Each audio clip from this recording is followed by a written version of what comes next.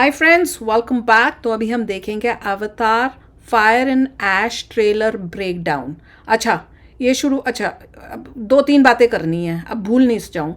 सबसे पहले याद रखना कि अभी हमने शाउट आउट करना है मेंबर्स का, और उससे पहले मैं ये बात बोलना चाहूँगी कि हमने जाकर देखी थी फैंटास्टिक फोर कल, और हमने देखी थी IMAX 3D में, और वहाँ पर आया ट्रेलर एवतार का जो हमने अब थिएटर में जाकर देखा। और भैया हमने 3D में ही देखा था ना, वो 3D का इफेक्ट में ही था। हाँ, और वो इतना सुंदर लग रहा था कि हमारा मन हुआ कि हाँ हमने देखनी है। तो जब आप 3D में IMAX में देखो तो उसमें आपको तब लगता है कि हाँ इट लुक्स 3D में जो है अच्छी, हाँ उसमें वो फील आ रही थी। और ऐसा नहीं हुआ कि भाई अच्छा चलो मूवी आ रही है, तो ये था कि हाँ आएगी तो हमने देखनी, और वो भी IMAX 3D के अंदर ही। तो आप लोग भी जब देखोगे ना तो आप 3D में ही देखना, IMAX 3D में, क्योंकि उसकी नॉर्मल 3D भी मत देखना, उसकी क्वालिटी बड़ी कचरा होती है। हाँ, तो रियल 3D मत देखना, IMAX 3D ही देखना, क्योंकि हमने देखी और हमें बहुत अच्छी लगी थी। उसमें हमने कहा था जब भी आएगी दिसंबर में हम ज़रूर देखेंगे, तो वी वर क्वाइट इम्प्रेस्ड।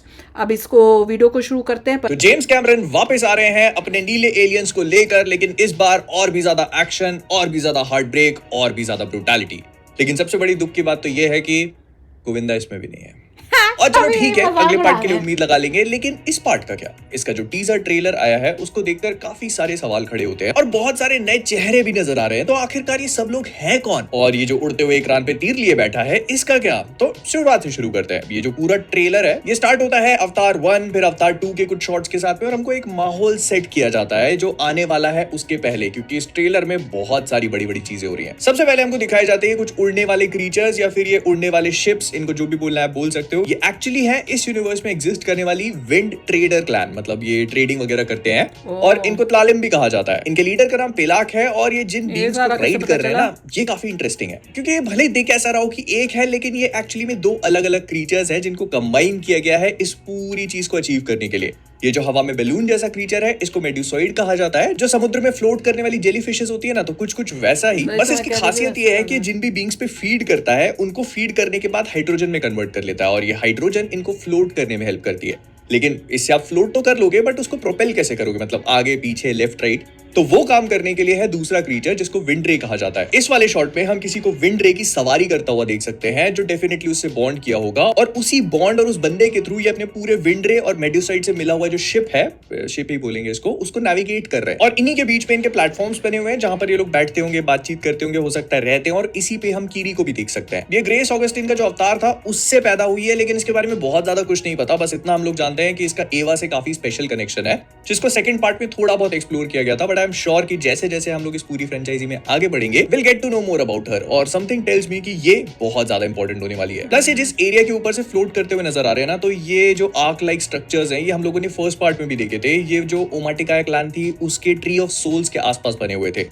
तो हो सकता है कि ये लोग यहाँ पर हैं, या फिर पैंडोरा में भाई बहुत सारी जगह एग्जिस्ट करती हैं जो काफी सिमिलर लगती हैं, yet they are extremely different। फिर इसके बाद एक बहुत ही ब्यूटीफुल शॉट दिखाया जाता है एक वोल्केनो का, और यहाँ से ये लोग सेटअप करना शुरू करते हैं इस पूरी मूवी की जो विलन ड्राइव है उसको। जी हाँ, हमें इस मूवी में पहली पैंडोरन ईविल ड्राइव देखने को मिलने वाली है। और जब मैं ईविल बोल रहा हूँ ना, तो सिर्फ हल्के में मत लेना इस चीज को, ये सच में ईविल है। फिलहाल के लिए इतना समझ लो कि जो पूरा वोल्केनो है ये ऐश ट्राइब, जो इस मूवी की विलन ट्राइब है, उसको क्रिएट करने के लिए रिस्पॉन्सिबल है। इनको इस मूवी में मंक्वान क्लान या ट्राइब कहा जाएगा, और ऐसा कहा जाता है कि कुछ सालों पहले तक ये भी ओमाटिकाय की तरह ईवा और नेचर को पूछते थे।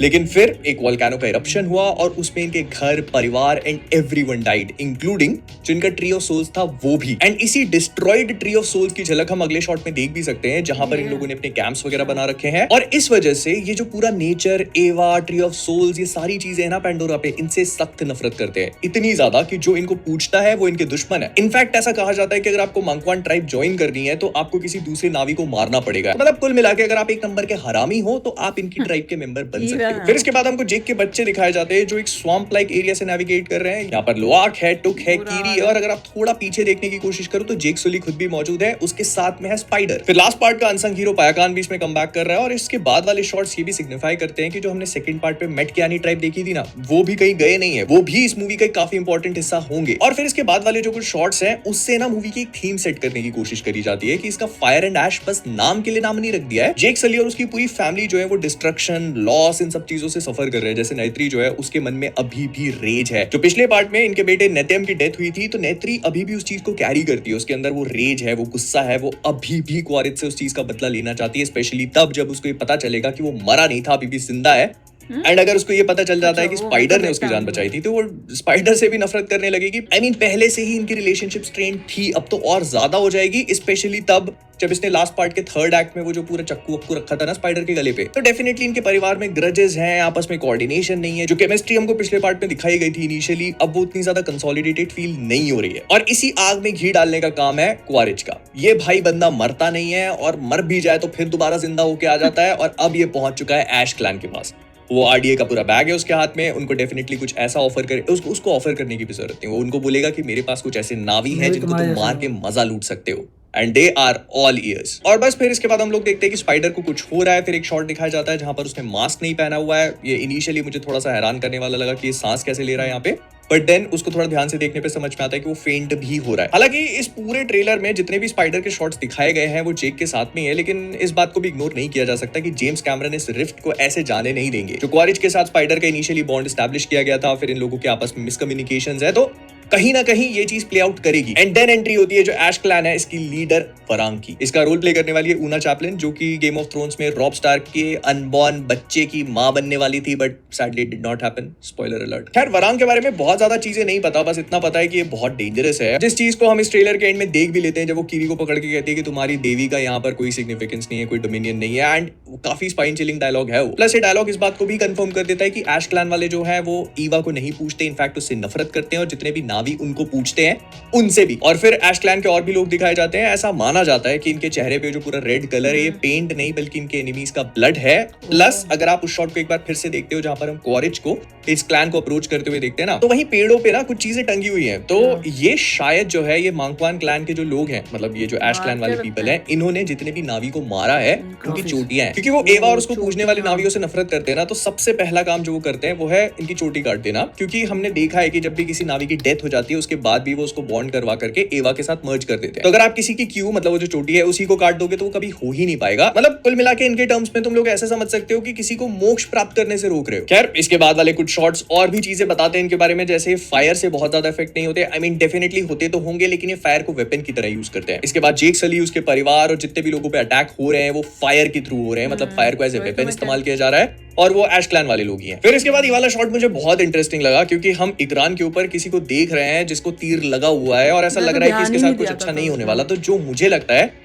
ये जहां तक है नाइत्री होगी। हम इसी ट्रेलर में एक शॉट देखते हैं जहां पर वो किसी हॉस्पिटल टाइप फैसिलिटी में, और उसको नेजल कैनुला लगा हुआ है, तो डेफिनेटली उसको बहुत बुरी तरह से चोट लगी है, उसको बैंडेज वगैरह भी किया हुआ है, तो ये वही होगी। प्लस अब वो भी हो चुका है जो इतने टाइम से हम लोग ड्रेड कर रहे थे, एंड वो है जेक सली का आरडीए के थ्रू कैप्चर होना। मतलब इंसानों ने जेक सली को कैप्चर कर लिया है, और इसमें ऐश क्लैन वाले लोग इनकी बहुत हेल्प करने वाले हैं। और फिर ये ट्रेलर खत्म होता है जेक और क्वारिच की एक और फाइट के साथ। भाई कितनी बार लड़ोगे, हर पार्ट का एंड इन्हीं की फाइट से हो रहा है। पहले जंगल में लड़ लिए, उसके बाद पानी में लड़ लिए, अब हवा में लड़ रहे हैं। खैर इनके पीछे एक ऐसा डिवाइस है जो चीजों को जमीन से उखाड़ने की कोशिश कर रहा है, मतलब कुछ एंटी ग्रेविटी टाइप की चीज है। ये हो सकता है कि वो माइनिंग डिवाइस हो जिसके थ्रू ये वो अनऑब्टेनियम जो इस प्लैनेट पैंडोरा की रिसोर्स है जिसको ह्यूमंस माइन करने की कोशिश करते हैं, एक्सट्रीमली रेयर, एक्सट्रीमली वैल्यूएबल, तो वो माइनिंग डिवाइस हो। But I could be totally wrong here. लेकिन जिस चीज के बारे में मैं गलत नहीं हूं वो है कि इस पूरी फाइट में स्पाइडर भी शामिल है। मैंने पहले भी ये बात पॉइंट आउट करी थी कि स्पाइडर किसी न किसी तरीके से इस पूरे कॉन्फ्लिक्ट का एक बहुत इंपॉर्टेंट पार्ट बनेगा, and who knows this could actually be the moment जहां पर ये पूरी चीज हो रही है। या फिर इसके अलावा एक पॉसिबिलिटी और है, और वो ये कि स्पाइडर शायद इनको बीच मूवी में कहीं पे धोखा दे सकता है,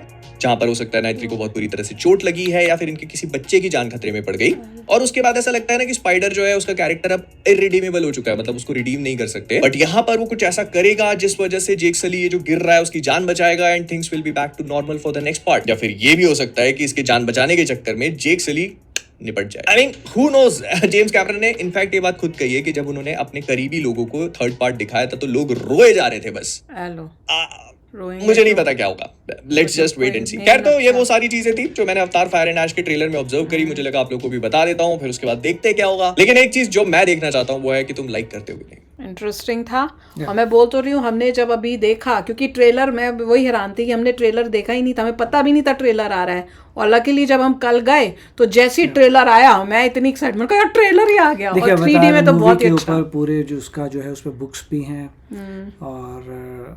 और भी बहुत डॉक्यूमेंटेशन है about the story of this. अच्छा, तो अच्छी बात है, उसको पढ़ के यू कैन फिगर आउट कि कौन सी चीज़ क्या है। तो ये एक अच्छा काम करते हैं कि बुक्स भी they make it and they give you, internet में बहुत सारी इन्फॉर्मेशन मिल जाती है, दे एक्सप्लेन्स इट अगर किसी को उतने डेप्थ में जाना है।